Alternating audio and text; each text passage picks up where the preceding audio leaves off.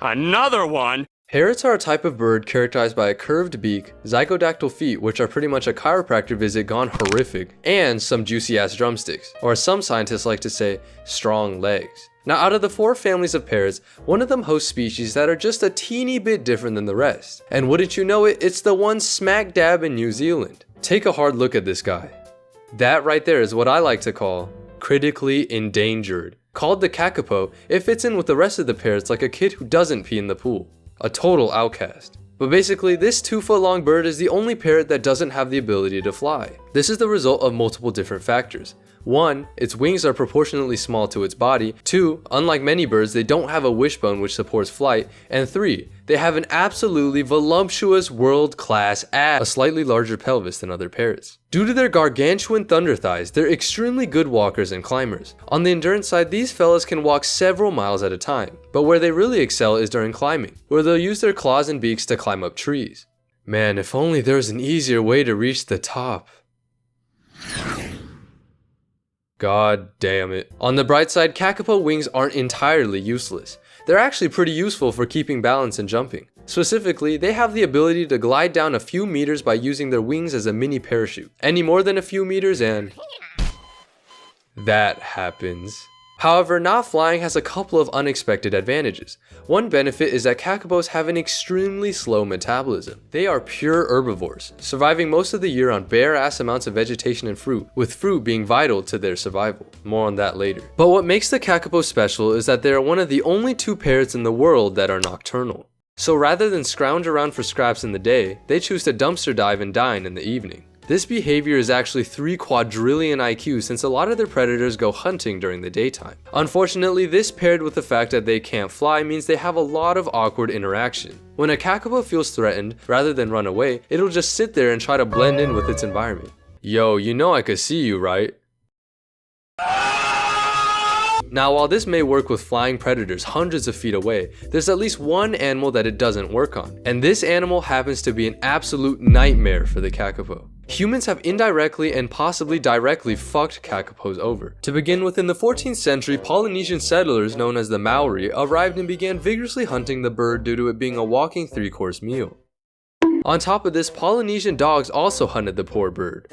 But even Kākāpō are doing better than these dogs now, so who's really the victim? Now, as if this wasn't enough fuckery, humans pulled the European Settlers card, which is the equivalent of death by firing squad for native species. By this point, Kākāpōs had already been squeezed into select forest areas by humans, and like the kind soul settlers were, they took it upon themselves to deforest even more Kākāpō land. But that wasn't enough love, so they released cute old deers to keep the birds company and eat all their food. And then for shits and giggles, they introduced cats, rats, and stoats, all of which eat Kākāpōs and their eggs. Honestly, I don't think it could have gotten much worse than that. Speaking of their eggs, let's dive into their interesting breeding habits. As a wise man once said, fuck now, think later.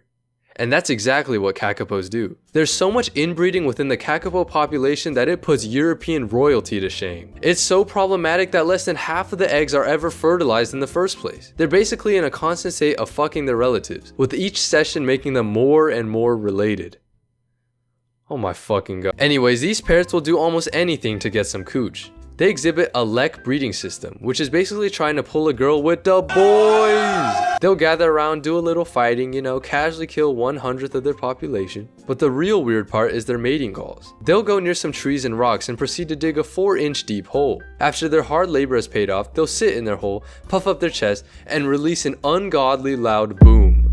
This boom can be heard more than a kilometer away, alerting females to try to trace the subwoofer down. Now remember the lek system? This means that in a given area there will be multiple 808s blasting from all directions, leading to females getting lost and not finding the males at all. In order to solve this issue, males decided on quantity over quality, and will make these booms for 8 hours a night.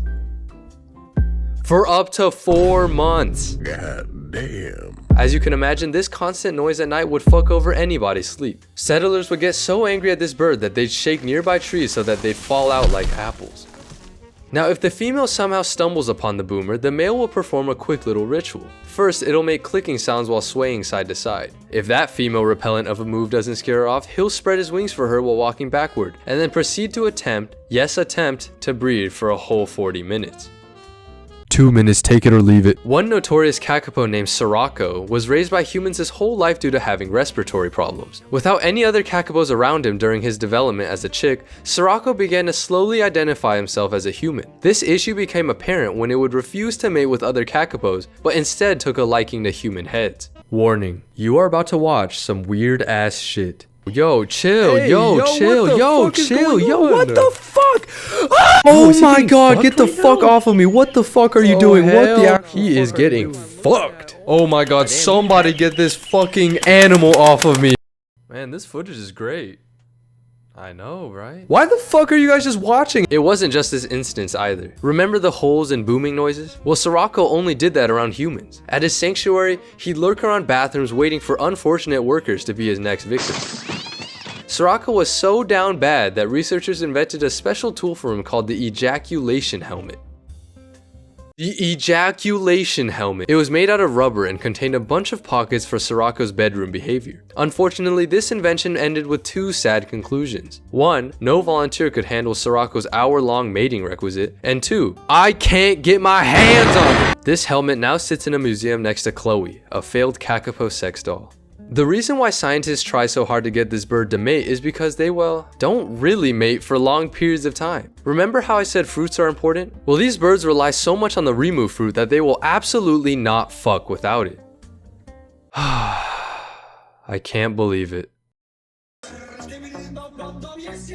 This is genuinely a serious issue since it results in up to 5 years without any intercourse, and even then not every bed sesh is a success. Additionally, scientists collect Kākāpō sperm to artificially introduce genetic diversity into the population. Say goodbye to disorders, horrors, and aborters, and welcome to the world of diversity. These changes have increased the fertilization rate of eggs, the amount of eggs, and the probability that chicks won't become anything like Sirocco. But seriously, shout out to the Kākāpō recovery program, which has brought the bird from an alarmingly low population of 50 to more than 250 thriving birds as of this year. In 2019, holy fuck, it's been 4 years, an astounding 72 chicks were born in a single year. This was thanks to boatloads of remove fruit and also new smart egg technology, which translates into stealing eggs and intense gaslighting, as in they're left incubating straight silicone for a month.